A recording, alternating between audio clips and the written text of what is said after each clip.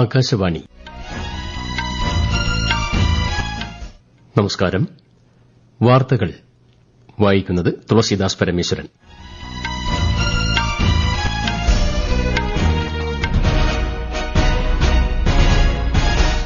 പ്രധാന വാർത്തകൾ. 100 ദിവസത്തെ ക്ഷയരോഗ നിർമ്മാർജ്ജന യജ്ഞം ആരംഭിച്ചതോടെ ക്ഷയരോഗത്തിനെതിരായ രാജ്യത്തിന്റെ പോരാട്ടം കൂടുതൽ ശക്തമായതായി പ്രധാനമന്ത്രി നരേന്ദ്രമോദി. പ്രധാനമന്ത്രി നരേന്ദ്രമോദി നാളെ രാജസ്ഥാനും ഹരിയാനയും സന്ദർശിക്കും.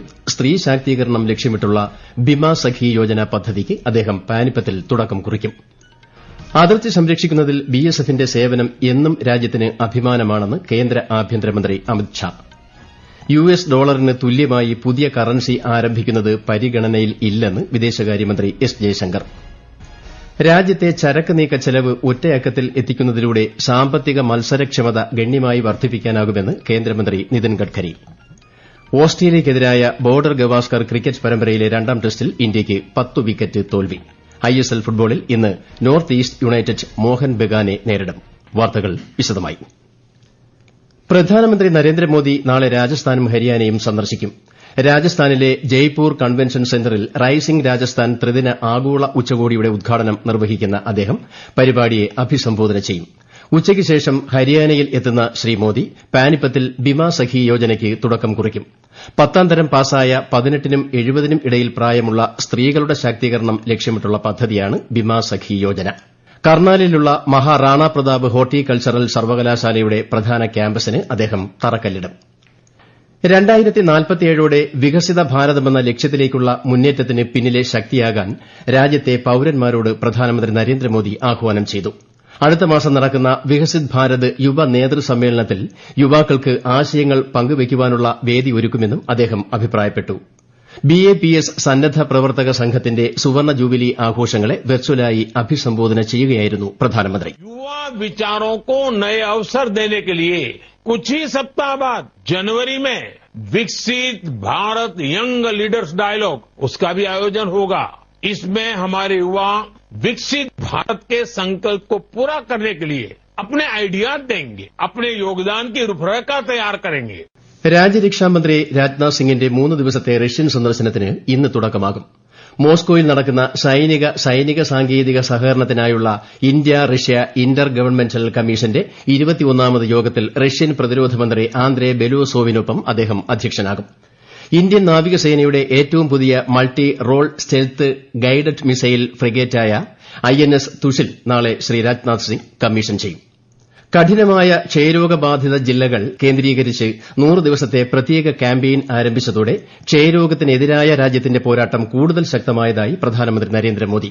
രോഗികൾക്കുള്ള മികച്ച പിന്തുണ, ജൻഭാഗിദാരി, പുതിയ മരുന്നുകൾ, സാങ്കേതിക വിദ്യയുടെ ഉപയോഗം, മികച്ച രോഗനിർണയ ഉപകരണങ്ങൾ എന്നിവയിലൂടെ ഇന്ത്യ ക്ഷയരോഗത്തെ ബഹുമുഖമായി നേരിടുകയാണെന്ന് ശ്രീ മോദി സമൂഹമാധ്യമത്തിൽ കുറിച്ചു.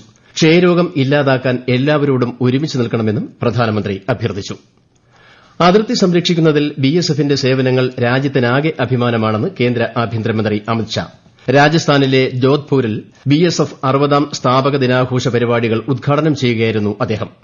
6 പതിറ്റാണ്ടുകളായി ധീരതയിലൂടെ ബിഎസ്എഫ് രാജ്യത്തെ സുരക്ഷാ സേനകളിൽ പ്രഥമ സ്ഥാനം വഹിക്കുന്നതായി ശ്രീ അമിത് ഷാ പറഞ്ഞു. 6 दशकों से साहस, शौर्य, बलिदान, इसके बल पर ही आपने देश के फर्स्ट लाइन ऑफ डिफेंस को उसका विरुद्ध प्राप्त करने का काम किया है. और न केवल आप फर्स्ट लाइन ऑफ डिफेंस के रूप में जाने जाते हैं, वहां पर आने वाली सभी चुनौतियों को पार कर देश की सुरक्षा की प्रथम पंक्ति को मजबूत करने का काम मेरे BSF के जवानों ने किया है.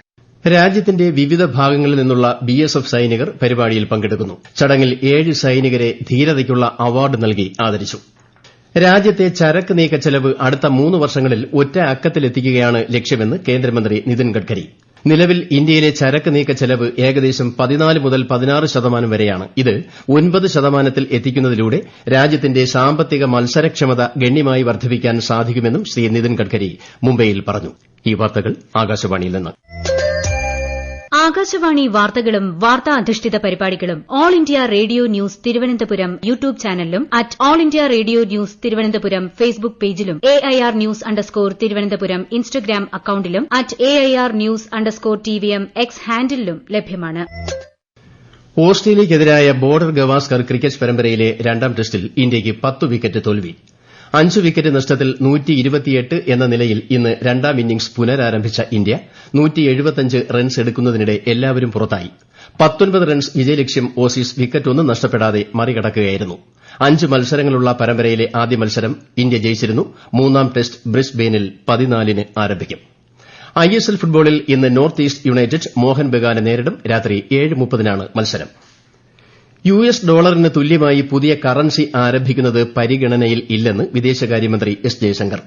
ഖത്തറിൽ ദോഹ ഫോറത്തെ അഭിസംബോധന ചെയ്യുകയായിരുന്നു അദ്ദേഹം. US ഡോളറിനെ ദുർബലപ്പെടുത്തുന്ന തരത്തിലുള്ള ഒരു ഉദ്ദേശ്യവും ബ്രിക്സ് രാജ്യങ്ങൾക്കില്ലെന്നും അദ്ദേഹം വ്യക്തമാക്കി. India has never been for de-dollarization. Right now, there is no proposal to have a BRICS currency. Where India is concerned, certainly, look, the United States is our largest trade partner. We have no interest in weakening the dollar at all. BRICS രാജ്യങ്ങൾ പൊതു കറൻസിക്കുള്ള പദ്ധതികളുമായി മുന്നോട്ട് പോയാൽ 100% തീരുവ ഏർപ്പെടുത്തുമെന്ന നിയുക്ത US president Donald ട്രംപിന്റെ പ്രഖ്യാപനത്തിന് ഒരാഴ്ചയ്ക്ക് ശേഷമാണ് ഇന്ത്യയുടെ പ്രതികരണം. ഖത്തർ പ്രധാനമന്ത്രിയും വിദേശകാര്യമന്ത്രിയുമായ മുഹമ്മദ് ബിൻ അബ്ദുൾ റഹ്മാന്റെ ക്ഷണപ്രകാരമാണ് ശ്രീ ജയശങ്കർ ദോഹ ഫോറത്തിൽ പങ്കെടുത്തത്. Arch bishop Mar George Koovakkattil Roman കത്തോലിക്ക സഭയുടെ കർദിനാളായി സ്ഥാനമേറ്റു. വത്തിക്കാനിലെ സെന്റ് പീറ്റേഴ്സ് ബെസിലിക്കയിൽ നടന്ന സ്ഥാനാരോഹണ ചടങ്ങുകൾക്ക് ഫ്രാൻസിസ് മാർപ്പാപ്പ മുഖ്യ കാർമ്മികത്വം വഹിച്ചു. കേന്ദ്രമന്ത്രി ജോർജ് കുര്യന്റെ നേതൃത്വത്തിലുള്ള 7-അംഗ സംഘം കേന്ദ്ര സർക്കാർ പ്രതിനിധികളായി ചടങ്ങിൽ പങ്കെടുത്തു. ഇന്ന് വൈകുന്നേരം സാന്ത അനസ്താസിയ സീറോ മലബാർ ബെസിലിക്കയിൽ കർദിനാൾ ജോർജ് കൂവക്കാട്ടിലിന്റെ കാർമ്മികത്വത്തിൽ മലയാളത്തിൽ കുർബാന അർപ്പിക്കും. ജോർജ് കൂവക്കാട് കർദിനാളായി ഉയർത്തപ്പെട്ടത് ഇന്ത്യയ്ക്ക് അഭിമാനകരമായ വിഷയമാണെന്ന് പ്രധാനമന്ത്രി നരേന്ദ്രമോദി സമൂഹമാധ്യമത്തിൽ കുറിച്ചു. സിറിയൻ തലസ്ഥാനത്ത് പ്രവേശിച്ചതായുള്ള വിമതരുടെ പ്രഖ്യാപനത്തെ തുടർന്ന് പ്രസിഡന്റ് ബാഷർ അൽ അസദ് ഡമാസ്കസിൽ നിന്ന് അജ്ഞാത സ്ഥലത്തേക്ക് പോയി. മാധ്യമ റിപ്പോർട്ടുകൾ പ്രകാരം സിറിയയിലെ പ്രതിപക്ഷ സേന ഇന്ന് പുലർച്ചെ യുദ്ധത്തിൽ തകർന്ന തലസ്ഥാന നഗരമായ ഡമാസ്കസിൽ പ്രവേശിച്ചു. കഴിഞ്ഞ മാസം 27 മുതലാണ് സിറിയയിൽ വിമത സേനയും ഭരണകൂട സേനയും തമ്മിലുള്ള ഏറ്റുമുട്ടൽ രൂക്ഷമായത്. വയനാട് ധനസഹായത്തെക്കുറിച്ച് കോടതി വിധി വന്നതിലൂടെ വ്യക്തത വന്നതായും കേന്ദ്രത്തിനെതിരെ നടത്തുന്ന അപവാദ പ്രചാരണത്തിൽ നിന്നും സംസ്ഥാന സർക്കാർ പിന്മാറണമെന്നും മുൻ കേന്ദ്ര സഹമന്ത്രി വി മുരളീധരൻ തിരുവനന്തപുരത്ത് വാർത്താസമ്മേളനം നടത്തുകയായിരുന്നു അദ്ദേഹം.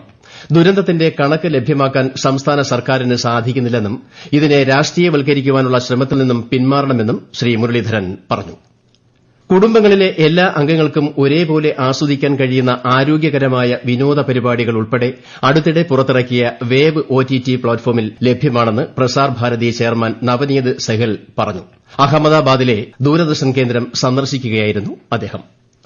2047ഓടെ ലോകത്തിലെ ഏറ്റവും മികച്ച 10 മാരിടൈം രാജ്യങ്ങളുടെ പട്ടികയിൽ ഇന്ത്യ സ്ഥാനം പിടിക്കുമെന്ന് കേന്ദ്ര തുറമുഖ മന്ത്രി സർവാനന്ദ സോനോവാൾ ചെന്നൈയിൽ കാമരാജർ പോർട്ട് ട്രസ്റ്റിന്റെ രജത ജൂബിലി ആഘോഷങ്ങളിൽ സംസാരിക്കുകയായിരുന്നു അദ്ദേഹം. കാമരാജർ തുറമുഖത്ത് 545 കോടി രൂപ ചെലവിൽ നടത്തുന്ന നവീകരണ പ്രവർത്തനങ്ങളുടെ ഉദ്ഘാടനവും കേന്ദ്രമന്ത്രി നിർവഹിച്ചു.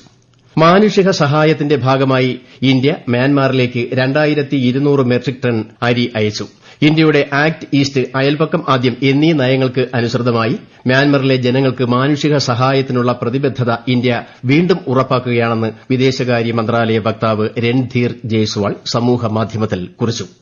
ശൈത്യകാല ചാർധാം യാത്രയ്ക്ക് ഉത്തരാഖണ്ഡിൽ നിന്ന് തുടക്കമായി. മുഖ്യമന്ത്രി പുഷ്കർ സിംഗ് ധാമി രുദ്രപ്രയാഗിലെ ഓങ്കാരേശ്വർ ക്ഷേത്രത്തിൽ യാത്രയുടെ ഔദ്യോഗിക ഉദ്ഘാടനം നിർവഹിച്ചു. ശൈത്യകാല ചാർധാം യാത്രയ്ക്ക് തീർത്ഥാടകർക്ക് ആവശ്യമായ എല്ലാ സഹായങ്ങളും ഉറപ്പാക്കാൻ സർക്കാർ പ്രതിജ്ഞാബദ്ധമാണെന്ന് ശ്രീ പുഷ്കർ സിംഗ് ധാമി പറഞ്ഞു. പ്രധാന വാർത്തകൾ വീണ്ടും. 100 ദിവസത്തെ ക്ഷയരോഗ നിർമ്മാർജ്ജന യജ്ഞം ആരംഭിച്ചതോടെ ക്ഷയരോഗത്തിനെതിരായ രാജ്യത്തിന്റെ പോരാട്ടം കൂടുതൽ ശക്തമായതായി പ്രധാനമന്ത്രി നരേന്ദ്രമോദി. പ്രധാനമന്ത്രി നരേന്ദ്രമോദി നാളെ രാജസ്ഥാനും ഹരിയാനയും സന്ദർശിക്കും. സ്ത്രീ ശാക്തീകരണം ലക്ഷ്യമിട്ടുള്ള ബിമാ സഖി യോജന പദ്ധതിക്ക് അദ്ദേഹം പാനിപ്പത്തിൽ തുടക്കം കുറിക്കും. അതിർത്തി സംരക്ഷിക്കുന്നതിൽ BSFന്റെ സേവനം എന്നും രാജ്യത്തിന് അഭിമാനമാണെന്ന് കേന്ദ്ര ആഭ്യന്തരമന്ത്രി അമിത്ഷാ. US ഡോളറിന് തുല്യമായി പുതിയ കറൻസി ആരംഭിക്കുന്നത് പരിഗണനയിൽ ഇല്ലെന്ന് വിദേശകാര്യമന്ത്രി എസ് ജയശങ്കർ. രാജ്യത്തെ ചരക്ക് നീക്ക ചെലവ് ഒറ്റ അക്കത്തിൽ എത്തിക്കുന്നതിലൂടെ സാമ്പത്തിക മത്സരക്ഷമത ഗണ്യമായി വർദ്ധിപ്പിക്കാനാകുമെന്ന് കേന്ദ്രമന്ത്രി നിതിൻ ഗഡ്കരി. ഓസ്ട്രേലിയയ്ക്കെതിരായ ബോർഡർ ഗവാസ്കർ ക്രിക്കറ്റ് പരമ്പരയിലെ രണ്ടാം ടെസ്റ്റിൽ ഇന്ത്യയ്ക്ക് 10 വിക്കറ്റ് തോൽവി. ISL ഫുട്ബോളിൽ ഇന്ന് നോർത്ത് ഈസ്റ്റ് യുണൈറ്റഡ് മോഹൻ ബഗാനെ നേരിടും. വാർത്തകൾ കഴിഞ്ഞു. അടുത്ത വാർത്താ പ്രക്ഷേപണം വൈകിട്ട് 6:30-ന്.